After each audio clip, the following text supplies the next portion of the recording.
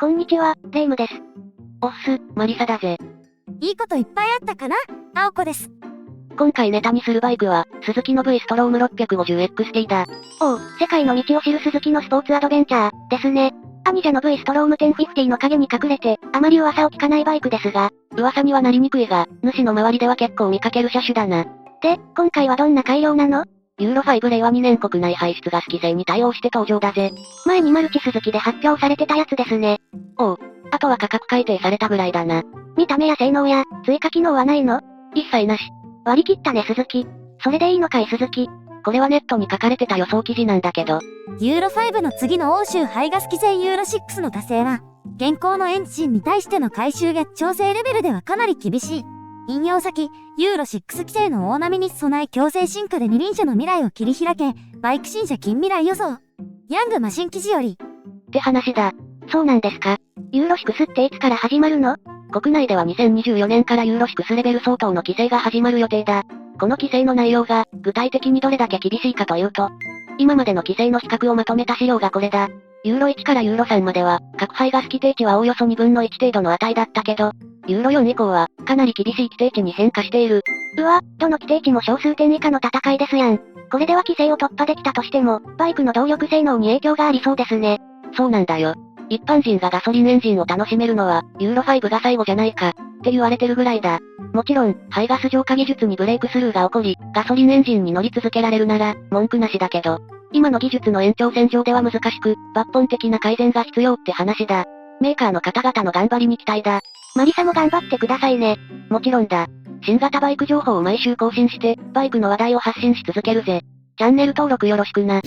それでは、青月電子台、今回もスタートです。では、ゆっくりしていってね。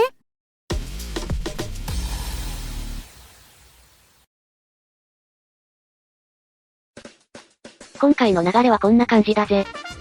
1、V ストローム650点。2、スペック考察。3、ライバル比較。です。じゃ、はじめ、か。1、V ストローム650点。実は、このバイクのことはあんまり知らないんだよ。それもそのはず。主が CBR600WR で SS 最高って言ってた時、アドベンチャーやオフ車はアウトオブ眼中でしたからね。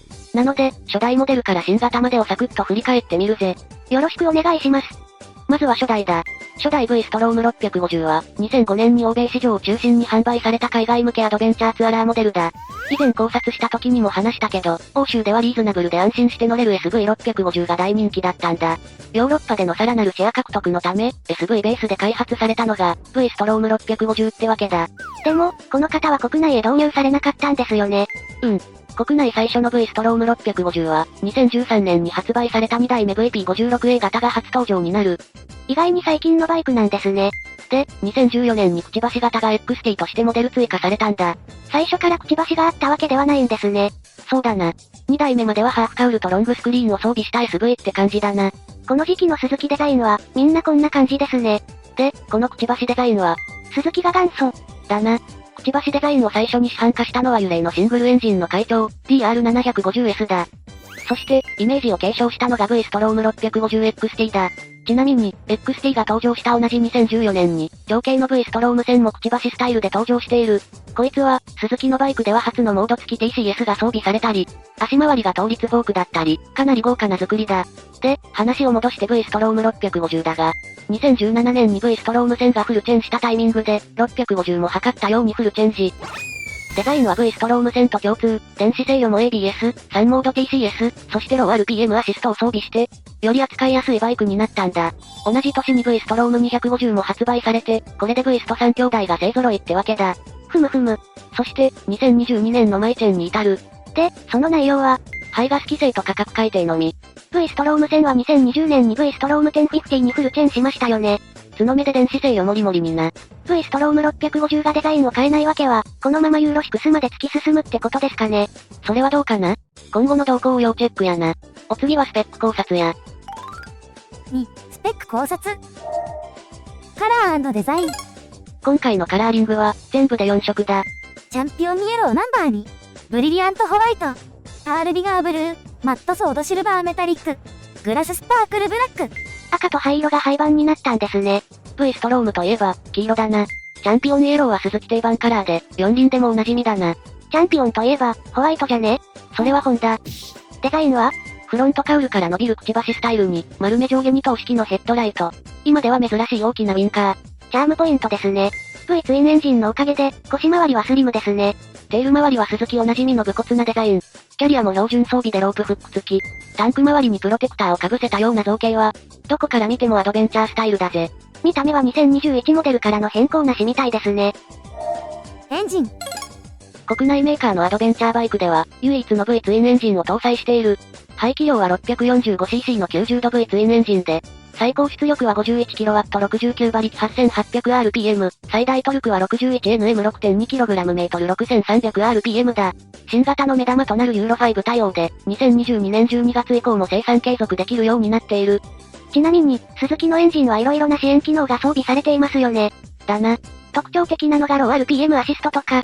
地味な装備だけど、効果は抜群だって話を聞いてるぜ。どんな機能でしたっけ？立ちこけや U ターンこけの原因、エンジンが低回転の時に起こるエンストを防いでくれるぜ。どうやって使うの？クラッチをそーっと繋ぐだけ。それじゃいつも通りですよね。アクセルを吹かさないとエンストしますよね。普通はな。ロー RPM アシストでは、クラッチをそーっと繋ぐことで、バイクがアクセルをいい感じに吹かしてくれるんだ。というと？例えば坂道 U ターンの場合、ブレーキとクラッチとアクセルの3つを同時操作することになる。この機能があれば、ブレーキとクラッチだけで OK だ。へえ、クラッチ操作だけでバイクを動かせるってことですか？そうだ。それは便利ですね。アクセル吹かしすぎて慌てなくて済むのは、超助かります。もちろんスパッと繋げば、エンストするぜ。ライダーに優しいところが、鈴木ですね。だな。坂道発進が苦手なライダーにも、超おすすめな機能だぜ。サイズ、重量。全長 2275mm、全幅 910mm、全高 1405mm、シート高は 835mm だ。車両重量は 215kg だな。同クラスたちと比べて、特にでかかったり重かったりはしないぜ。じゃ、兄貴分の V ストローム1050と比べたら？全長 2265mm、全幅 940mm、全高 1465mm、シート高は 850mm だ。車両重量は 247kg だな。全長は短くなってますが、他は一回り大きくなってますし、重くなってますね。サイズといえば、アドベンチャーの一番のネックがシート高だ。800mm を超えてくると、誰でもおすすめ。ってわけにはいかない。足つきに不安がある場合は、ローダウンキットやローシートで調整をおすすめします。主要装備。このクラスのバイクは、装備がシンプルなんですよね。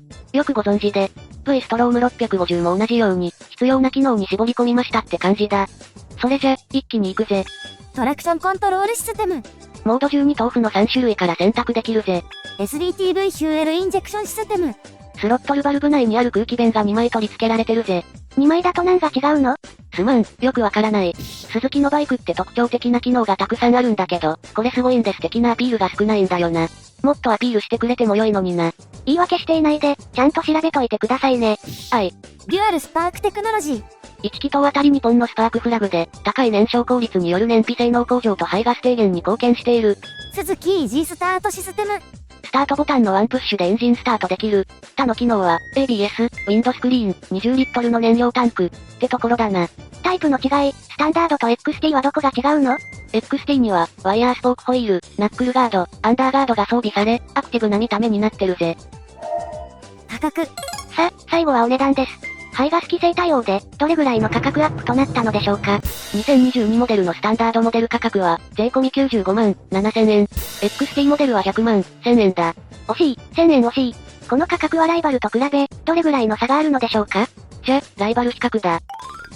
3、ライバル比較。今回のライバルたちは、こちら。川崎、ベルシス650。ホンダ、MC750X。ヤマハ、テネレ700。では、比較評論。価格。ベルシス650の国内導入発表はあったが、国内使用はまだ未発表だ。なので価格は米国価格の円換算だ。そうすると、一番リーズナブルなのは NC750X だな。さすがホンダの世界戦略者です。この仕様でこの価格はお得感あるんじゃないですか？タンク部分にヘルメットが格納できたり、使い勝手もグッド。サイズ。軸距が一番長いテネレ700が、全長も一番だな。全幅は V ストが一番だ。V ストローム650は V ツインエンジンだからスリムな車体って言ってましたよね。これはハンドル幅の値だな。シートは先端で絞り込まれてるから、またがりやすいと思うぜ。重量で比較すると、DCT 装備の NC750X が一番重くて、テネレ700が一番軽いぜ。エンジン出力。テネレ700が73馬力で205キロ、パワーウェイトレシオは一番だな。車両重量が一番軽くて、一番パワーがあるってことですね。あれ？パワー勝負だと、大抵ホンダが一番になるのがお約束じゃ？ NC750X はエンジンを低回転のトルク重視にしてるし、回転数も抑え燃費に振った味付けにしてるみたいだ。燃費だけ見れば、NC750X が 28.6 キロで一番だぜ。さすがホンダの世界戦略モデル。V ストローム650も20リットルの燃料タンクと高燃費で、航続距離472キロでぶっちぎりだ。さ、こんなところだな。最近、ミドルクラスのアンダー100万円前後バイクが、色々登場してきましたね。そうだな。選択肢が広がり、いい時代になってきたぜ。逆に気になるバイクが多すぎて、決めきれないですよ。そんな時こそ青月電子台を見て、気になるバイクの情報をゲットしてくれ。皆様からのコメントが、主のやる気と頑張りのもとになります。それでは、今回のお話は以上です。お次は青子のバイクニュースのコーナーだぜ。